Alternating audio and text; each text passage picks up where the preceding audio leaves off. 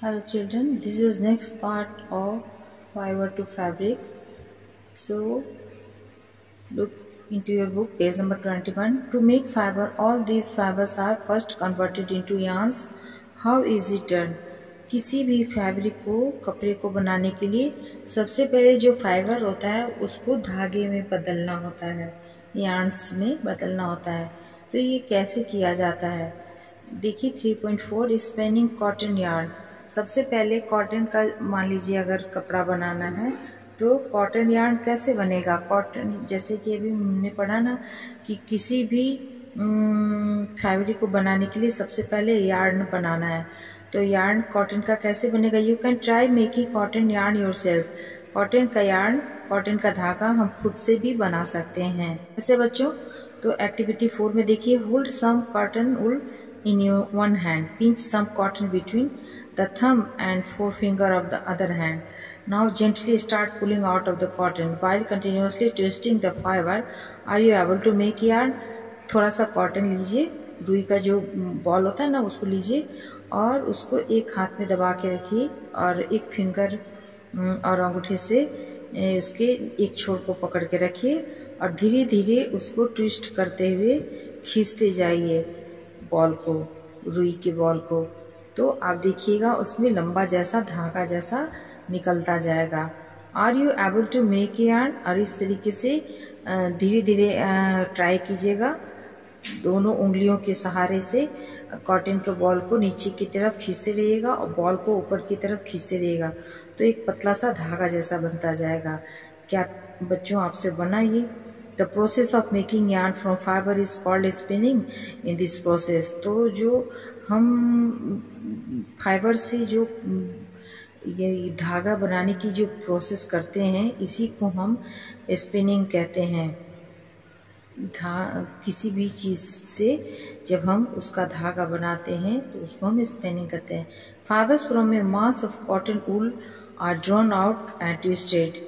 चाहे ऊल हो चाहे कॉटन है, उसको क्या किया जाता है कि बहुत सारा ले लिया जाता है, बहुत ज़्यादा मात्रा में कॉटन को या ऊल को, और उसको ट्विस्ट करके खींचा जाता है और इस तरीके से वो जो है वो एक फाइबर से धागा बनने का प्रोसेस जारी हो जाता है। This bring the fibres together to form a yarn. और इस तरीके से जो है वो फाइबर से धागा बनने का प्रोसेस चालू हो जाता है। A simple device used for spinning is the hand spindle, also called तकली। और बच्चों पर आपने देखा है या नहीं, एक छोटा सा चीज भी आता है, वो ना लोहे का बना होता है, नीचे राउंड जैसा रहता है, ऊपर लंबा रहता है और उसमें कॉटन को फंसाने का दिया जाता है और उसको हम एक उंगली से घुमाते हैं, एक हाथ में बॉल रखते हैं कॉटन का, तो एक हैंड स्पिंडल उसको कहते हैं और हिंदी में तकली कहते हैं। इससे भी धागा बनता है। Another hand operated device used for spinning is चरखा। और दूसरा जो है वो स्पिनिंग करके जो धागा बनाने का काम होता है वो एक चरखा भी है। चरखे से भी धागा बनता है। यूज ऑफ चरखा was popularized by Mahatma Gandhi as part of the independence movement। और इस चरखे का निर्माण स्वतंत्रता आंदोलन के समय महात्मा गांधी ने किया था। इस चरखे का आविष्कार स्वतंत्रता आंदोलन के समय महात्मा गांधी ने किया था। He encouraged people to wear cloths made of homespun yarn termed as khadi and sun imported cloth made in the mills of Britain। तो इस चरखे का आविष्कार इसलिए किया गया था ताकि लोगों को उत्साहित कर सके अपने घर में अपने हाथ से बने हुए, अपने घर यानी अपने देश में बने हुए चरखा से बने हुए धागे का से जो खादी का कपड़ा है उससे उसको बनाने के लिए, ताकि जो ब्रिटेन का मिल है उससे कपड़ा मंगाना बंद हो जाए। To popularise and promote khadi, the government of India constituted a body called Khadi and Village Industries Commission in 1956। तो चरखे से जो धागा काट कर, जो हाथ से धागा काट कर जो बनाया जाता था फाइबर, उसको खादी का नाम दिया गया और इसको गवर्नमेंट ऑफ इंडिया ने पॉपुलर करने के लिए खादी नाम दिया और इसको गांव के लघु उद्योग के रूप में इसका 1956 में कमीशन बनाया गया। Spinning of yarn on a large scale is done with the help of spinning machines, और ज़्यादा मात्रा में इस धागा बन सके, है ना, इसके लिए मशीन का इस्तेमाल किया गया, क्योंकि तकली और चरखा से तो बहुत कम बन सकता है, और सबके को अगर खादी कपड़ा पहनना था, ब्रिटेन का कपड़े का बहिष्कार करना था, तो उसके लिए हमें मशीन की जरूरत थी बहुत लार्ज स्केल पे। तो लार्ज स्केल पे मशीन से धागा काटा जाने लगा। After spinning yarns are used for making fibres, और जब स्पिनिंग होने लगा, धागा बनने लगा फाइबर से, तब उससे कपड़े बनने का काम आसान हो गया। यार्न टू फैब्रिक, अब जब धागा बनने लगा तो धागा से कपड़े कैसे बनते हैं। There are many ways by which fabrics are made from yarns, बहुत तरीके हैं जिससे धागे से कपड़े बनते हैं। The two main process are weaving and knitting, दो प्रोसेस तो मेन है, एक है वीविंग, वीविंग यानी बुनना, है ना। तो in activity 2 you might have noticed that a fabric is made up of two sets of yarn arranged together. The process of arranging two sets of yarns together to make a fabric is called weaving. तो तुमने activity 2 में देखा होगा कि notice किया कि fabric जो है बनाने के लिए दो सेट धागे का एक साथ अरेंज किया जाता है, और इस प्रोसेस को जो दो धागों के एक साथ लिया जाता है फैब्रिक बनाने के लिए, उस दो धागों का सेट एक साथ लेकर जो कपड़े बनाने का प्रोसेस होता है उसको वीविंग कहा जाता है। Let us try to weave some paper stripes, इसको पेपर स्ट्राइप्स पे करके देखो। True activity 5, take 2 sets of paper of different colours. मान लीजिए कि 2 शीट लीजिए पेपर का, ठीक है, अलग अलग कलर के, उसको cut square pieces of length and wide, लंबाई चौड़ाई में इसको काट लीजिए 30 सेंटीमीटर ईच शीट होना चाहिए। Now fold both the sheets into half, और दोनों को फोल्ड कर लो। And one sheet draw lines as shown in the figure 3.12। 3.12 में देखिए कैसे किया गया है, ठीक है। और वैसे ही कीजिए, 2 कलर का पेपर लिया है, और फिर ए और बी में देखिए 3.1 के ए बी में देखिए 2 कलर का पेपर लेके कैसे उसको कट किया गया है। और कट करने के बाद cut both the sheets along the dotted lines and cut then unfold, और डॉटेड लाइन से काट के फिर उसको अनफोल्ड कीजिए। Weave the stripes 1 by 1 through the cut in the sheet of paper, और दोनों को एक साथ लेकर 1 by 1 वीव करते जाइए जैसे दिखाया गया है सी में, है ना। और डी में देखिए ध्यान से, तो एक पर एक चढ़ाकर उस स्ट्राइप्स को 2 कलर का ग्रीन और रेड कलर का लेंगे, और कभी रेड कभी ग्रीन ऐसे करके दोनों को साथ बुनते जाएंगे। तो इसको जो है वेविंग कहते हैं। Wave the stripes 1 by 1 through the cuts in the sheet of paper as shown in 3.12, 3.12 C and D shows the pattern after weaving all the stripes, और इस तरह से करके जो है वो स्ट्राइप्स बना लीजिए वेविंग का, जैसे पिक्चर सी और डी में दिखाया गया है। In a similar manner 2 shades of yarn are woven to make a fabric, तो जैसे हमने 2 कलर के पेपर लिए और उसको बनाया बच्चों, उसी तरह से बिल्कुल 2 सेट लिया जाता है धागे का, और उससे फैब्रिक बुना जाता है। The yarns are much thinner than our paper stripes, हमारा पेपर स्ट्राइप मोटा है, लेकिन वो धागा जो होता है वो बिल्कुल पतला होता है। Of course weaving of fabric is done on looms, और इसलिए वो लूम पे किया जाता है। देखिए 3.13 में कैसे पतले धागे से कैसे बुना जाता है। द लूम्स आर, इसको लूम्स कहते हैं। The looms are either hand operated और पावर ऑपरेटेड। लूम्स 2 तरह के होते हैं, हाथ से भी चलाए जा सकते हैं और पावर यानी बिजली से भी चलाए जा सकते हैं। अब दूसरा तरीका जो है वो कपड़े बुनने का, वो नीटिंग होता है। Have you noticed how sweaters are knitted?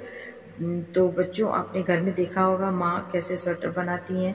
तो स्वेटर बुनते कभी आपने देखा है? In knitting a single yarn is, knitting में क्या होता है कि एक सिंगल कलर का ऊन जो है उसका इस्तेमाल किया जाता है ना, और have you ever pulled the yarn from a torn pair of socks? What happens? कोई भी तुम्हारा धागा मोजा हो, उसमें से एक धागा खींच कर देखो तो क्या होता है? A single yarn gets pulled out continuously. एक धागा उसमें से निकालोगे तो पूरा लगातार खुलता चला जाएगा.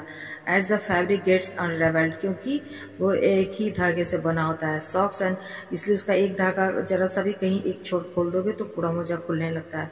Socks and many other clothing items are made of knitted fabrics.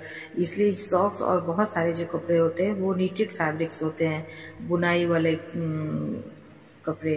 Knitting is done by hand and also on machine. Knitting भी हाथ से बुना जाता है, किया जाता है या मशीन के द्वारा, जैसे 3.14 में दिखाया गया है ना. अब नेक्स्ट पेज में. And knitting are used for making different kinds of fabric. तो इस तरह से कपड़े बनाने के लिए ये दो तरीके इस्तेमाल होते हैं, वीविंग और knitting. These fabrics are used for a variety of clothing items. और वीविंग और नीटिंग के द्वारा बहुत सारे तरह के कपड़े बनाए जाते हैं. तो अब पढ़ेंगे हम हिस्ट्री ऑफ क्लॉथिंग मटेरियल. इनका इतिहास क्या है क्लॉथिंग मटेरियल का. Have you ever wondered what materials people used in ancient time for clothes?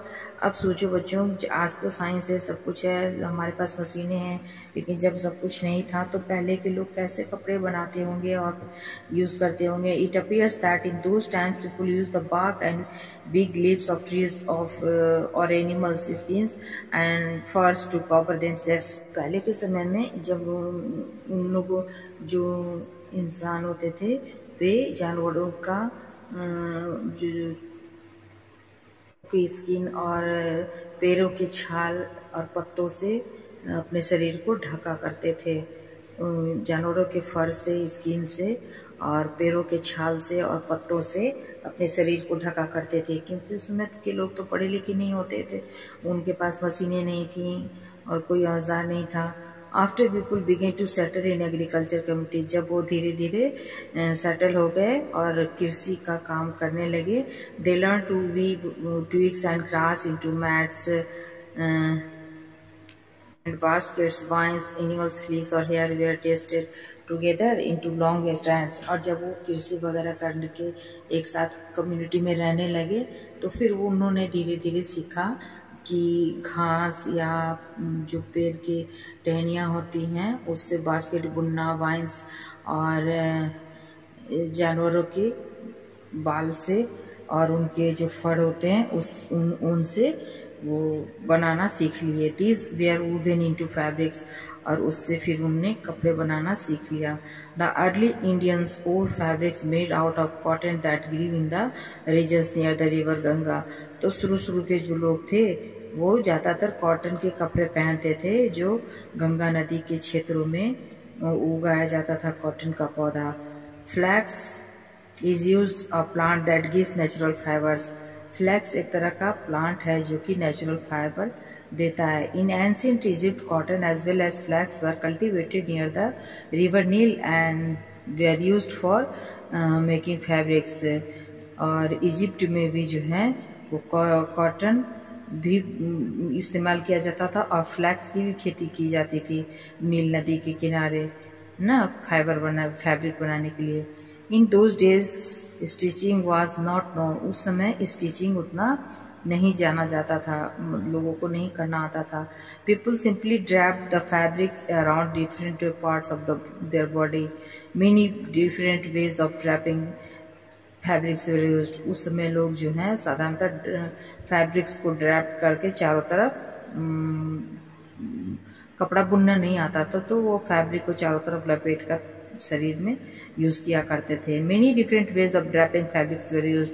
तरह तरह से कपड़े लपेटने का इस्तेमाल शरीर में, बॉडी में किया जाता था. With the invention of the sewing needle people started stitching fabric to make clothes. तो शुरू में तो लपेट कर पूरे शरीर को, बॉडी को कवर करते थे. धीरे धीरे उनने सुई का निर्माण किया, फिर उनको स्टिचिंग आने लगा तो कपड़े बुनने लगे.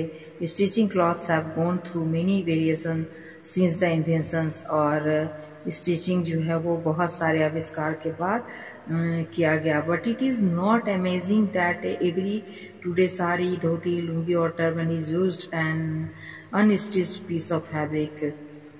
लेकिन पहले जो है, इसमें आश्चर्य की बात नहीं है कि आज भी जो साड़ी है, धोती है, लुंगी है, टर्बन है, ये सब अनस्टिच पीस ऑफ फैब्रिक ही है ना। ये लपेटने ही के काम में आते हैं। साड़ी हैं, धोती हैं, लुंगी हैं, ये किसी तरह से स्टिच नहीं किया जाता है। और just as there is a large variety in the food eating all over our country, और उसी तरह से हमारे देश में बहुत अलग अलग तरह के भोजन का भी इस्तेमाल किया जाता है। अ large variety exist also in fabric and clothing. जिस तरह से हमारे देश के अलग अलग क्षेत्रों में कई तरह के खाने की वेराइटीज हैं, उसी तरह से कपड़े की भी अलग अलग तरह के वेराइटीज हैं। अलग अलग क्षेत्र के लोग अलग अलग तरह के कपड़े पहनते हैं। क्वेश्चन आंसर देखते हैं। Classify the following fibre as natural और सिंथेटिक। तो कौन आपने पढ़ा ना, तो अब आप इसमें जितने सारे दिए गए हैं फैब्रिक, इसको फाइबर्स, इसको बताइए कौन से नेचुरल है, कौन से सिंथेटिक है। तो जो हमें प्लांट और ऊल से मिलता है बच्चों, वो नेचुरल हो गया, और जो कारखाने में बनाया जाता है वो हमारा सिंथेटिक हो गया। तो नायलन जो है वो सिंथेटिक है, ऊल एनिमल से मिलता है तो वो नेचुरल है। कॉटन भी नेचुरल है क्योंकि वो प्लांट से मिलता है। सिल्क एक तरह की कीड़ा से बनता है तो वो भी नेचुरल है। पॉलिएस्टर जूट जो है, पॉलिएस्टर जो है वो भी एक तरह से सिंथेटिक है। जूट जो है वो कॉटन प्लांट है, कॉटन से बनता है। तो ये हो गया। State whether the following statement are true और false. Yarn is made from fibre. True, yarn जो है वो फाइबर से बनता है, फाइबर से ही धागा बनता है। Spinning is a process of making fibre. Spinning जो है फाइबर बनाने की प्रक्रिया है। Yes, it is true. The process of making yarn from fibre is called spinning. And jute is the outer covering of coconut, so it's wrong, yani false, because outer covering of coconut is called coir, coir, so it is wrong, yani false. Weaving of yarn makes a piece of fabric. yes, yarn को जब हम weave करते हैं तो वो एक fabric का piece बनता है। Silk fibre is obtain from the steam of a plant. Wrong, silk fibre जो है वो प्लांट से नहीं बच्चों, वो एनिमल से आता है, एक छोटा कीड़ा है उससे बनता है। Polyester is a natural fibre. Wrong, polyester जो है वो सिंथेटिक फाइबर है।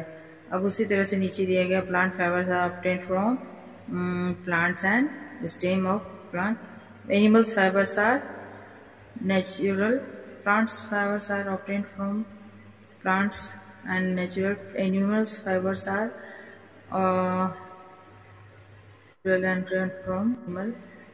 From which parts of the plant cotton and jute are obtained? plant और जूट कैसे बनता है? तो कॉटन का हमने पढ़ा था ना, एक बॉल्स आता है, तो हमने शुरू में पढ़ा था कि cotton generally obtained from fruits of cotton plant, and jutes are obtained from stem of jute plant. Name two items that are made from coconut fiber. The two main items made from coconut fiber is coir, from it mat and brushes. Explain the process of making yarn from fiber. Fabric from yarn is made by weaving and knitting. ये 3 का fill in the blanks फिर से देखिए। Plant fibre are obtain from, plant fibre जो है वो stem से भी, और जो फ्रूट्स होते हैं प्लांट के उससे भी इस्तेमाल किया जाता है, निकाला जाता है। Animal fibres are wool and silk. So this is last आपका चैप्टर ये समाप्त हो गया, फाइबर टू फैब्रिक। आशा करती हूँ कि आपको जो समझ में आया होगा। थैंक यू बच्चों for joining me. Thanks a lot.